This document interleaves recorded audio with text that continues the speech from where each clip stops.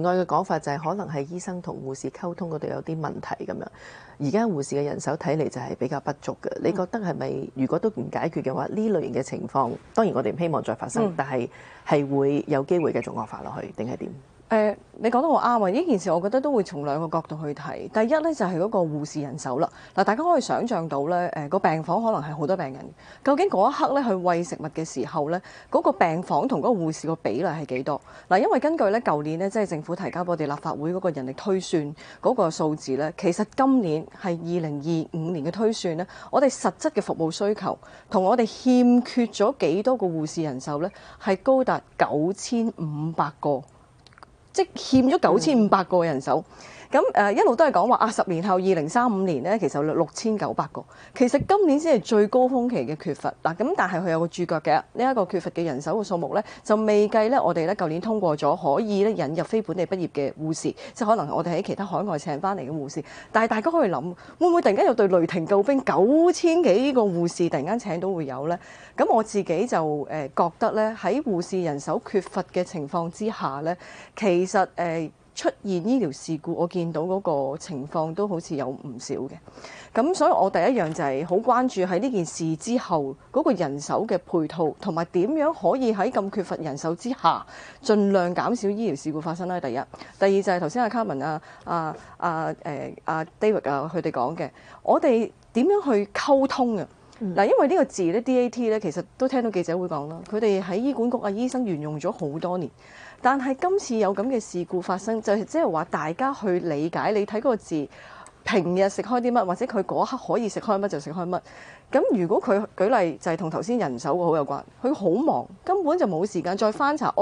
入院前呢，原來佢係食緊糊狀嘅切碎嘅食物。入咗院之後呢，第一日係禁食，第二日係流質。咁佢先再考慮，咦呢一刻究竟我係咪俾一個正常餐佢呢？就變咗咧，好似今次個事件就變咗一個好可悲嘅事件咧，即係本來係一個搶失嘅事件，但係導致到病人死亡，呢個係令大家都好心痛。所以其實都我覺得補救嘅話咧，嗱請人手都需要時間啦。其實醫生們可唔可以即係又或者喺排版啦，同埋頭先卡文所講，我哋都講咧，就喺個醫院個床頭板啊，係咪可以寫多兩隻字流質？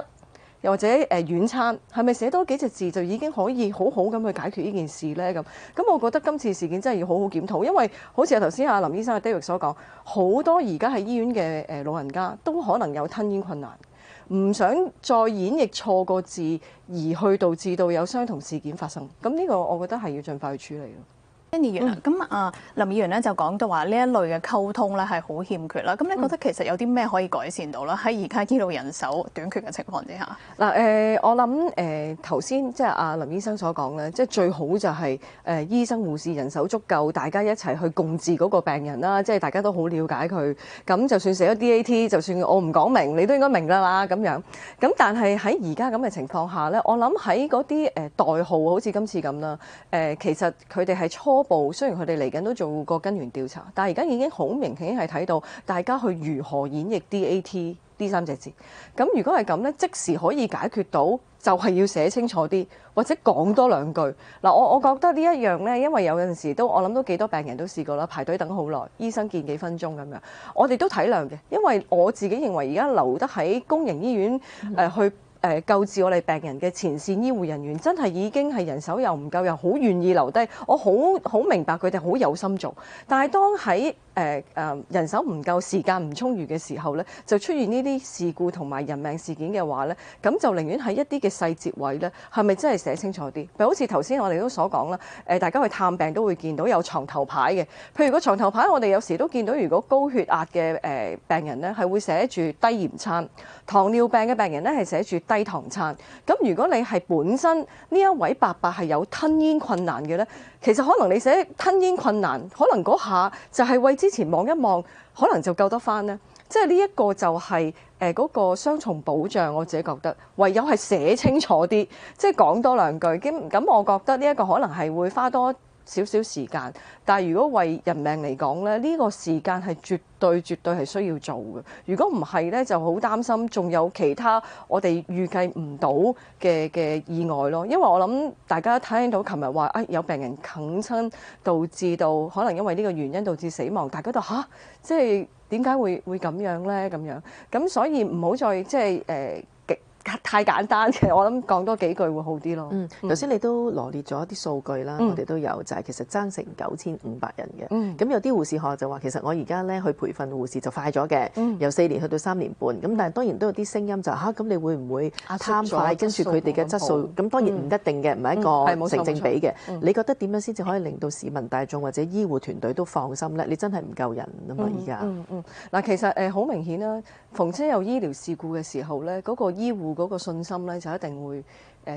薄弱咗嘅。咁所以我自己會覺得，即係當人手好有限嘅時候咧，其實我哋可唔可以仲有其他協助咧？其實好似阿林醫生同我哋經常都講嘅，有一啲嘅步驟，譬如量血壓啊，或者去監察病人咧，我哋係咪可以引入多啲嘅 AI 功能嘅？咁你喺某啲步驟慳到人手，而你喺緊絀嘅人手情況下，去放落啲好需要人手，譬如好似我哋頭先咁講，要臨床去評定個病人。嗱，呢個未必個 AI 公仔有個人走埋同你傾偈啦，但係你量血壓度嘢嗰啲，其實我哋以前都話喂，戴住隻手錶，可能已經 check 到晒佢心跳啊，所有嘅嘢。其實係咪仲有可以引入多啲智能化嘅，可以減輕咗護士或者醫生嘅前線工作，令到佢哋可以鬆翻多啲人手咧，去做翻啲臨床診斷嘅工序咧。咁我諗呢一方面係需要嘅。至於培訓嗰度咧，我相信我哋都要相信翻我哋嘅教育嘅機構啦，佢哋一定係把關到，佢哋合格啦，考到個試啦，就算縮短咗時間咧，都能夠係合資格咧，係當我哋香港嘅註冊嘅醫生或者護士咯。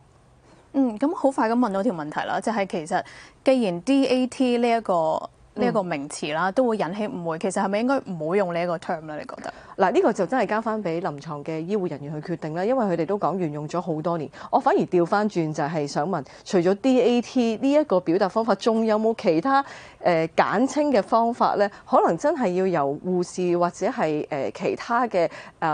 護理人員去演繹醫生嗰個嘅判斷，即係除咗呢個字之外，仲有冇其他？其實係咪一次過睇晒呢？嗱，我相信今次事件出嚟咧，大家廣泛都好關注，其他醫院都會好關注。但係會唔會喺其他以外，仲有其他嘅名詞係需要演繹呢？我諗呢一個醫管局今次檢討咧，就唔該佢一次過睇一睇。